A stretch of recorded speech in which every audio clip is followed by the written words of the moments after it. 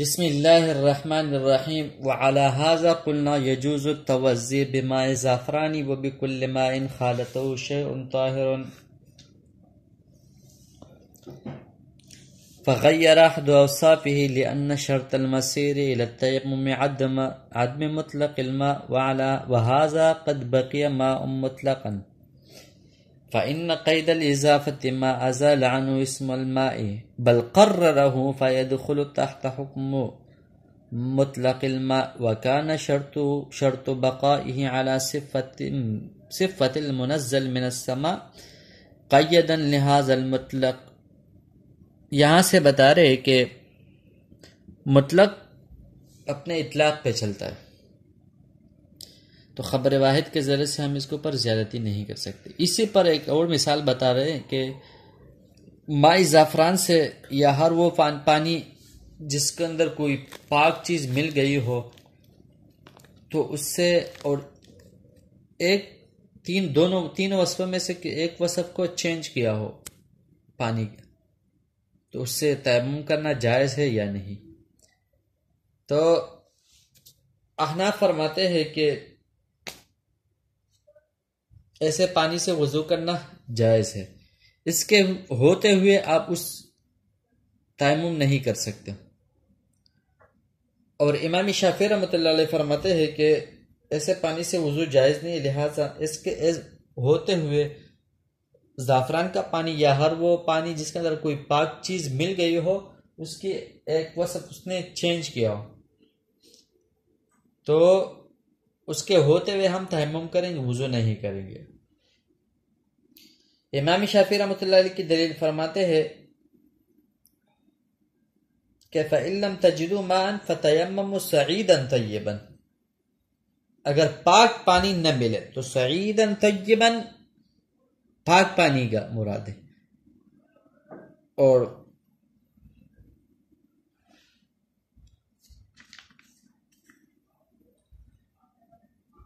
ان کا طریقہ استدلال کا ماء مطلق کا تذکرہ ہے کہ مطلق پانی نہ ملے تو پھر تیمم کرو.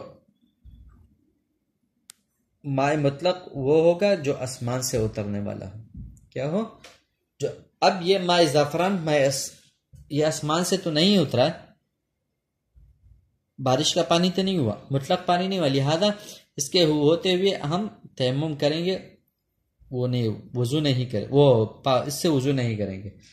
اور امام احناف فرماتے ہیں کہ یہ ماء مطلق فَإِن لَّمْ تَجِدُوا مَاءً فَتَيَمَّمُوا صَعِيدًا، یہ اس میں ماء مطلق ہے. یہ ماء مطلب یہ ہے کہ اگر ماء مطلق نہ تو تیمم کرو. زعفران کا پانی چونکہ ماء مطلق ہے اس لیے اس کے ہوتے ہوئے تیمم کرنا جائز نہ ہوگا. وہ فرماتے کہ احناف فرماتے کہ یہ ماء مطلق ہی ہے. احناف کا جواب یہ ہے کہ اضافت کی دو قسمیں ہیں.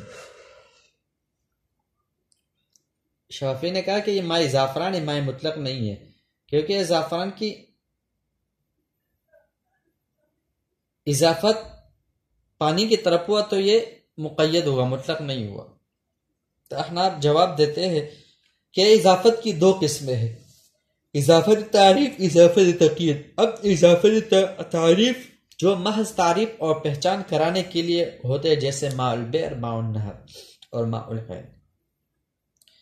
یعنی تو یہاں پر پہچان کرے کہ یہ چشمے کا پانی ہے، یہ آسمان کا پانی ہے، یہ کنویں کا پانی ہے، یہ ماء تعریف. اور ماء تقید جو مقید کرنے کے لیے، جیسے کہ ماء الورد گلاب کا پانی، تو یہاں پر مقید کیا گیا. اب یہاں ماء کی اضافت زعفران کی طرف یا اشنان کی طرف یہ اضافت تعریف ہے، اضافت تقید نہیں ہے. لہذا معلوم ہوا کہ یہاں اس کے ہوتے ہوئے ہم تیمم نہیں کریں گے بلکہ وضو کر کے اس پانی سے پاکی حاصل کریں گے.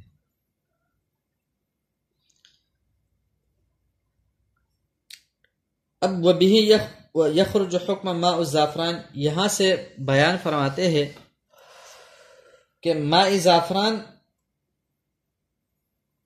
صابن اور اشنان پانی کا حکم معلوم ہوا کہ ان کے ہوتے تیمم کرنا جائز نہیں ہے کیونکہ مطلق پانی ہے، اضافت محض پہچان کرانے کے لیے ہے. وخرج عن هذه القضیۃ الماء النجس، اشکال ہوتا ہے احناف کے اوپر کہ آپ نے ماء زعفران کو ماء مطلق سمجھا، اسی طرح ماء النجس ناپاک پانی بھی تو ہے، یہ بھی ماء مطلق ہے، اس میں بھی اضافت پہچان کرانے کے لیے ہے، تو پھر اس کے ساتھ بھی وضو کو جائز قرار دو، اس کے ہوتے تیمم کرنا جائز نہیں ہوگا۔ تو احناف اس کا جواب دیتے ہیں کہ وہ خارجہ سے جواب دیا ہے کہ عن هذه القضیہ الماء النجس بقولہ تعالی، اس پوری آیات کو پڑھ کر پھر سمجھ آئے گا کس طرح، فَإِن لَّمْ تَجِدُوا مَاءً فَتَيَمَّمُوا صَعِيدًا طَيِّبًا فَامْسَحُوا بِوُجُوهِكُمْ وَأَيْدِيكُمْ، پھر آگے وَلَٰكِن يُرِيدُ لِيُطَهِّرَكُمْ، یہ آگے آیات میں آتا ہے کہ اللہ آپ کی پاکی کو جو نا چاہتا ہے، اور ماء مطلق سے پاکی ہی مقصود ہوتا ہے، نہ کہ ماء نجس سے۔ ماء نجس سے جو نا پاکی مقصود نہیں ہوتا، کیونکہ وہ خود گندا پانی ہے، تو گندے پانی کے ہوتے ہوئے آپ کیسے وہ کریں گے، اس سے پاکی حاصل کریں گے، پاکی اس سے حاصل نہیں ہوگا۔ لہذا یہ یہاں پر یہ کیا نام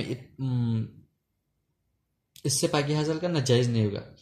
وبهذه الاشارة علم ان الحدث شرط، یہاں سے بتا رہے کہ اس سے معلوم ہوا کہ پاکی تب حاصل کی جاتی ہے جب آپ کو حدث لاحق ہو، حدث لاحق ہونے کی صورت میں آپ پاکی حاصل کرو گے، وہ پاکی حاصل کرنا آپ کو حدث نہیں ہے تو آپ کیسے پاکی حاصل کرو گے، آپ پاک صاف ہو۔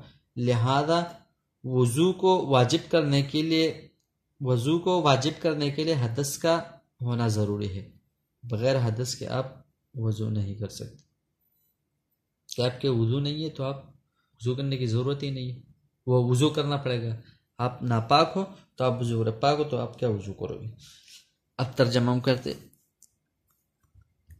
وعلی ھذا، اسی مثال پر کہ مطلق اپنے اطلاق پر چلتا ہے، یجوز التوضؤ بماء زعفران، ماء زعفران کے ساتھ وضو کرنا جائز ہے، وہ بکل ماء، ہر اس پانی سے، خالط و شیئن، جس میں ملا ہو کوئی ایسی پاک چیز، بغیر احد اوصافی، اور اس کی کوئی ایک وصف کو چینج کیا ہو۔ اب پانی کے اوصاف تین، یہ بو، ذائقہ اور رقت یعنی سیل بہنا۔ لأن شرط المسیر الی التیمم، اس لیے تیمم کی طرف جانا عدم ماء المطلق، جب ماء مطلق نہ ہو، وہذا قد بقی ماء مطلقا، اور یہ ماء مطلق اپنے حال پر باقی رہا، فإن قید الاضافۃ ما ازال عنہ اسم الماء، اس لیے کہ یہاں پر اضافت کی جو قید لگائی وہ ہمیشہ کے اس کے ساتھ لگائی، بل قررہ، بلکہ اس کو اور مضبوط کر دے، فیدخل تحت حکم مطلق الماء، تو اب یہ مطلق پانی کے حکم میں ہوا۔ وکان شرط بقاء علی الصفۃ المنزل من السماء، اور یہ اپنی جو نا جو اس کا بقا کا شرط یعنی ماء مطلق وہ جو منزل من السماء اسی کی صفت پر ہو، قیدا لہذا المطلق، اسی قید کے ساتھ، ویخرج حکم ماء الزعفران والصابون والاشنان وامثالہ، وخرج عن هذه القضیۃ الماء النجس، بتا رہے کہ یہ اشکال کا ماء النجس کو بھی آپ ماء مطلق کہے، بقولہ تعالی، جواب دیتے ہیں ولکن یرید لیطہرکم، اللہ آپ کی پاکی کو چاہتے ہیں، والنجس لا یقید الطہارۃ، تو نجس جو ہے نا وہ لا یفید الطہارۃ، وہ پاکی کا فائدہ توڑی دیتا ہے۔ وبہذہ الاشارۃ، اس اشارے سے معلوم ہوا، اس بات سے معلوم ہوا کہ علماء ان الحدث شرط لوجوب، کہ حدث یہ وضو کو واجب کرنے کے لیے یہ شرط ہے کہ آپ بے وضو ہو تب وضو ہوگا۔ فإن تحصیل الطہارۃ بدون وجود الحدث، اس لیے کہ پاکی کا حاصل کرنا بغیر حدث کے نہیں ہے، کہ آپ کے حدث نہیں تو آپ پاکی کیسے پاک کیسے ہوں گے، وضو سے پاک گے۔ یہ محال قال ابو حنیفہ رحمۃ اللہ علیہ، المظاہر اذا جامع امرۃ فی خلال اطعام لا یستنف، یہاں سے ایک دوسری مثال بتا رہے کہ بندہ زہار اپنی بیوی سے کیا کرے، زہار کرے۔ زہار کا مطلب یہ ہے کہ وہ یہ کہے کہ اپنی بیوی کو یہ کہے کہ آپ میرے لیے ایسے جیسے میری ماں کا پیٹ، انت علیہ کا ظہر امی۔ تو اب امام احناف فرماتے ہیں کہ زہار کی صورت کے اندر یعنی اپنی بیوی کو تشبیہ دینا حرمت ابدیہ کے ساتھ.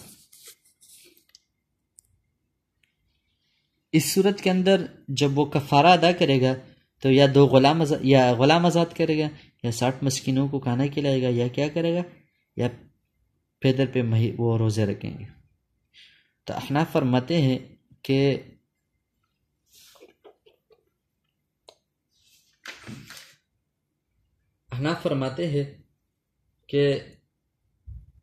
اس نے غلام آزاد کیا من قبل ان یتماسا، بیوی کے جانے سے پہلے یہ غلام آزاد کرے گا. اور فإطعام 60 مسکینہ والذین یظاہرون من نسائہم، یا 60 مسکین 60 روزے رکھیں گے. تو روزے رکھتے ہی جو ہے نا، اگر اس نے اپنی بیوی سے جمع کیا، بیوی سے ملا، تو پھر دوبارہ روزے رکھیں گے، کیونکہ یتماس قید پھر اس سے پہلے، یعنی پہلے وہ 60 روزے پھر جا کے اپنی بیوی کے ساتھ ملے گا. اسی طرح غلام آزاد کرے گا تو غلام آزاد کرنے سے پہلے جو ہے نا وہ بیوی سے نہیں ملے گا، پہلے غلام آزاد پھر جا کے بیوی سے ملے گا. تو امام شافعی رحمۃ اللہ علیہ فرماتے ہیں، احناف فرماتے ہیں کہ امام شافعی فرماتے ہیں کہ جیسے ان دو چیزوں میں شرط ہے کہ بیوی کے پاس جانے سے پہلے ادائیگی کرنی ہے. اطعام میں بھی شرط ہوئی ہے کہ بیوی کے پاس جانے سے پہلے 60 آدمیوں کو کھانا کھلائے.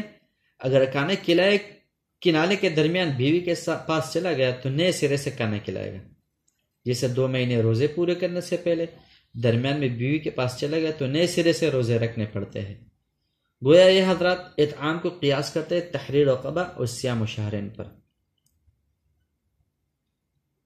اور امام ابو حنیفہ فرماتے ہیں کہ یہ اطعام میں یہ قید نہیں ہوگی کہ بیوی کے پاس جانے سے پہلے کھانا کھلائے، کیونکہ ضابطہ ہے کہ مطلق کو اپنے اطلاق پر رکھ کر عمل کیا جائے گا.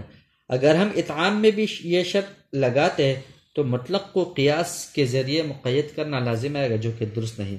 لہذا مطلق اپنے اطلاق پہ چلے گا اور مقید اپنی تقید پر چلے گا. لہذا کوئی آدمی کھانا کھلاتا رہے اور جمع کرتا رہے تو کوئی حرج نہیں. قال ابو حنیفہ رضی اللہ تعالیٰ عنہ المظاہر اذا جامع، ظاہر آدمی جب اپنی بیوی سے جمع کرے فی خلال اطعام کھانا کھلانے کے درمیان لا یستانف الاطعام، تو وہ دوبارہ کھانا نہیں کھلائے. لأن الکتاب مطلق، اس لیے کتاب مطلق ہے یہاں پر اطعام فی حق الاطعام، اطعام کے حق میں کھانا کھلانا. فلا یزاد علیہ شرط عدم المسیس بالقیاس، لہذا قیاس کے ذریعے سے ہم اس کے اوپر جمع کا جو ہے نا وہ اس کے اوپر قیاس نہیں، وہ جمع کو وہ یعنی جمع کرنے کو ہم قیاس نہیں کریں گے علی الصوم، روزے کے اوپر. بل المطلق یجری علی اطلاق، مطلق اپنے اطلاق پہ چلتا ہے اور مقید اپنے تقیید پر چلتا ہے. وکذلک قلنا الرقب فی کفارۃ الظہار والیمین والقتل مطلق فلا یزاد علی الشرط. یہاں سے بتا رہے کہ کفارہ ظہار اور کفارہ یمین کے اندر بھی اگر کس کی شرط ہے، اگر کسی نے ظہار کیا اپنی بیوی کے ساتھ، اس طرح قسم کھائی اور کیا نام ہے قتل کیا، تو ان تینوں کے اندر رقبہ کا جو شرط ہے یہ مطلق ہے. کفارہ قتل پر قیاس کرتے ہوئے رقبہ کے ساتھ ایمان کی شرط کی زیادتی نہیں کی جائے گی. یعنی قتل، اگر کوئی قتل کرے تو اس کی قتل کی جو کفارہ ہے وہ کیا ہے، یعنی مومن غلام آزاد کرنا ضروری نہیں ہے. اس مسئلے کی وضاحت یہ ہے کہ اللہ تعالیٰ نے قرآن مجید میں 3 قسم کے کفاروں میں تحریر رقبہ، غلام آزاد کرنے کا ذکر کیا ہے. وہ 3 قسم کے کفارے ہیں کہ ظہار، یمین، قتل. اس میں کفارہ ظہار، کفارہ یمین میں اللہ تعالیٰ نے تحریر رقبہ کے ساتھ مومنہ کی قید نہیں لگائی، اور کفارہ قتل میں تحریر رقبۃ مؤمنۃ کی، یہ مومنہ کی قید ہے، مومن غلام کو آزاد کر دو. امام شافعی رحمۃ اللہ علیہ کا مذہب ہے کہ چونکہ تمام کفارے ایک جنس ہے تو جیسے کفارہ قتل میں رقبہ مومنہ کو آزاد کرنا ضروری ہے، اس سے پر قیاس کرتے ہوئے کفارہ یمین اور کفارہ ظہار میں بھی مومنہ کی قید لگائی جائے گی. احناف کا مذہب یہ ہے کہ کفارہ یمین اور کفارہ ظہار میں مطلق غلام آزاد کر دینا کافی ہے، مومن ہو یا کافر ہو. کیونکہ اللہ تعالیٰ نے مطلق بیان کیا اور قیاس کے ذریعے مطلق کو مقید کرنا جائز نہیں ہے، لہذا جہاں مومنہ کی قید ہے وہاں مومن ہونے کا اعتبار ہوگا، جہاں قید نہیں ہے وہاں اعتبار بھی نہیں ہوگا۔ وكذلك قلنا الرقب في كفارة الزهار واليمين مطلق یا مطلق ہے، فلا يزاد عليه شرط الایمان، یہاں پر ایمان کا شرط ہم زیادہ نہیں کریں گے قیاس کے ذریعے، علی کفارۃ القتل، قتل کے کفارے میں۔ یہاں تک، والسلام۔